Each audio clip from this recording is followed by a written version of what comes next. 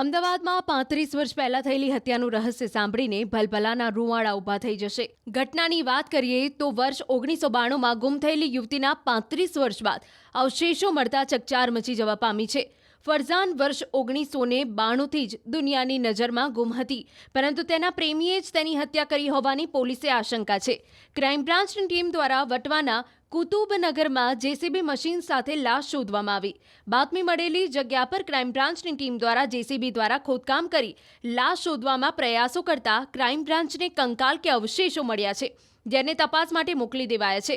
આ સાથે જ વર્ષો જૂની હત્યાના કેસનો ભેદ ઉકેલાઈ ગયો. આ કેસનો મુખ્ય આરોપી શમશુદ્દીન હોવાનું મનાય છે, જે ફરઝાનાનો પ્રેમી હતો. અંગત વિવાદ અને તકરાર વધતા શમશુદ્દીને ફરઝાનાની હત્યા કરી નાખી. ગુનાના પુરાવાનો નાશ કરવા માટે તેણે લાશને પોતાના જ ઘરના કૂવામાં દાટી દીધી હતી. આ કેસમાં સૌથી મોટી મુશ્કેલી એ છે કે મુખ્ય આરોપી શમશુદ્દીન પણ હવે આ દુનિયામાં નથી, પરંતુ 3 દાયકા બાદ કાતિલના પરિવારને મૃતક ફરઝાનાના ભાસ થવા લાગ્યા. પરિવારજનોએ દાવો કર્યો કે તેમને વારંવાર મૃતક યુવતી દેખાય છે અને તેઓ ભારે માનસિક તણાવમાં જીવી રહ્યા છે. આ ભયના કારણે જ તેમણે તાંત્રિક વિધિઓનો સહારો લીધો અને અંતે આ રહસ્ય પોલીસ સુધી પહોંચ્યું. અલગ અલગ અવશેષો મળી આવ્યા છે અને એનું હવે તપાસ ચાલુ છે. ડીએનએ પરથી ખ્યાલ આવશે કે આ મૃતક કોણ છે અને મૃતકની ઓળખાણ થશે. તેના પછી ખ્યાલ આવશે કે આ મામલો શું છે. તપાસમાં ડીએનએ મેચ થયા પછી મૃતકની ઓળખ થશે, પછી આગળની દિશા ચાલુ થશે તપાસ.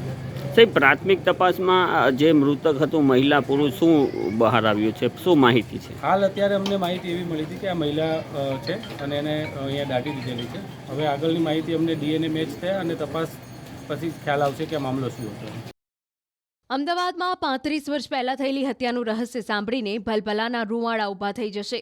ઘટનાની વાત કરીએ તો વર્ષ 1992માં ગુમ થયેલી યુવતીના 35 વર્ષ બાદ અવશેષો મળતા ચકચાર મચી જવા પામી છે.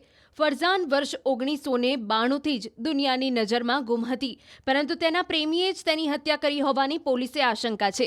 ક્રાઇમ બ્રાન્ચની ટીમ દ્વારા વટવાના કુતુબનગરમાં જેસીબી મશીન સાથે લાશ શોધવામાં આવી.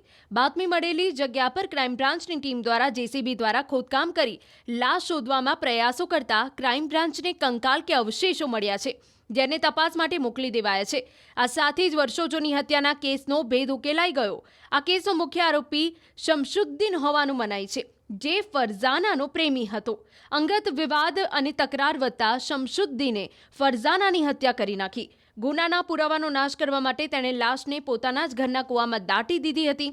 આ કેસમાં સૌથી મોટી મુશ્કેલી એ છે કે મુખ્ય આરોપી શમશુદ્દીન પણ હવે આ દુનિયામાં નથી, પરંતુ 3 દાયકા બાદ કાતિલના પરિવારને મૃતક ફરઝાનાના ભાસ થવા લાગ્યા.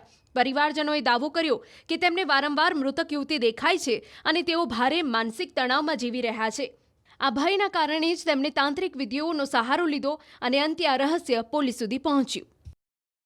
અલગ અલગ અવશેષો મળી આવ્યા છે અને એનું હવે તપાસ ચાલુ છે. ડીએનએ પરથી ખ્યાલ આવશે કે આ મૃતક કોણ છે અને મૃતકની ઓળખાણ થશે. તેના પછી ખ્યાલ આવશે કે આ મામલો શું છે. તપાસમાં ડીએનએ મેચ થયા પછી મૃતકની ઓળખ થશે, પછી આગળની દિશા ચાલુ થશે તપાસ.